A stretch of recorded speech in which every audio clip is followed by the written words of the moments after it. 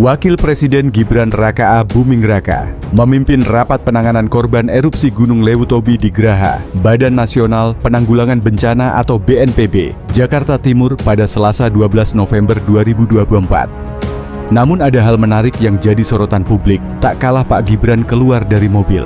Beliau nampak langsung disambut oleh beberapa menteri seperti Menko PMK Pratikno, Menteri Keuangan Sri Mulyani, Menkes Budi Gunadi Sadikin. Namun yang jadi sorotan adalah hadirnya Menteri Perumahan Rakyat, Pak Marwarar Sirait, yang langsung hormat kepada Wakil Presiden sebelumnya Pak Marwarar Sirait.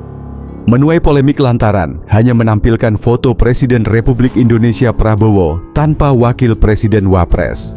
Republik Indonesia Gibran Raka Buming Raka dalam slide materi paparannya dalam rapat koordinasi Ator Kornas penyelenggara pemerintahan daerah tahun 2024 disentul beberapa waktu lalu. Lantas apa saja permasalahan rakyat yang langsung ditanggapi oleh Wakil Presiden Gibran Raka Buming Raka tersebut? Mari simak ulasannya berikut ini. 1. Gelar rapat penanggulangan erupsi Gunung Lewutobi. Dalam rapat tersebut, Wakil Presiden Gibran meminta seluruh jajaran untuk memperhatikan tempat pengungsian bagi para korban, dari pelayanan kesehatan dan kebutuhan dasar para korban terpenuhi dengan baik. Legend Suharyanto menyebutkan bahwa Wapres Gibran memberikan arahan agar lokasi pengungsian dibedakan. Sesuai kategori arahan Wapres harus dibedakan di tempat pengungsian antara yang umum lansia, hamil, antara yang menyusui dan anak-anak. Kata Pak P. Suharyanto, Legend Suharyanto mengatakan, arahan tersebut diberikan agar pelayanan kesehatan dan kebutuhan dasar para pengungsi bisa tepat sasaran. Per hari ini katanya belum ada keluhan terkait pelayanan dasar di lokasi pengungsian. Pak Gibran direncanakan meninjau lokasi bencana secara langsung. Hal itu diungkap oleh Menteri Perumahan dan Kawasan Permukiman atau PKP, Marwarar Sirait saat jumpa pers usai rapat di BNPB Jakarta.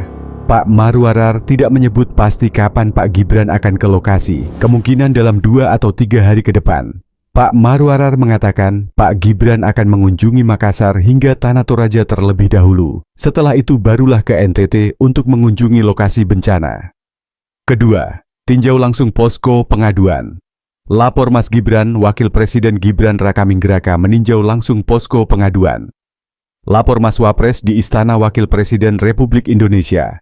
Pak Gibran pun memantau beberapa warga yang tengah melaporkan permasalahannya di meja aduan pada hari pertama diluncurkan.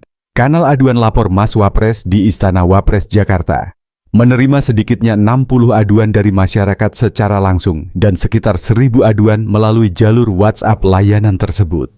Memang dibagi 2, yakni lewat tatap muka dengan langsung mendatangi gedung Sekretariat Wakil Presiden Jakarta, dan melalui aplikasi perpesanan WhatsApp dengan nomor yang sudah diumumkan secara luas melalui Instagram pribadi Pak Gibran @GibranRakaBuming. Kanal aduan masyarakat itu merupakan arahan langsung dari Pak Gibran melalui tim Sekretariat Wakil Presiden. Oleh karena itu, tim Sekretariat Wakil Presiden pun mempersiapkan layanan ini dengan sebaiknya saat masyarakat tiba di pos pemeriksa. Petugas Pas Pampres pun sudah langsung mengarahkan ke gedung yang apkan untuk melakukan pengaduan. Hanya bermodalkan kartu identitas, masyarakat bisa melaporkan permasalahan yang mereka hadapi, meskipun masalah tersebut sudah pernah ditempuh lewat jalur hukum atau tanpa bantuan lembaga sama sekali.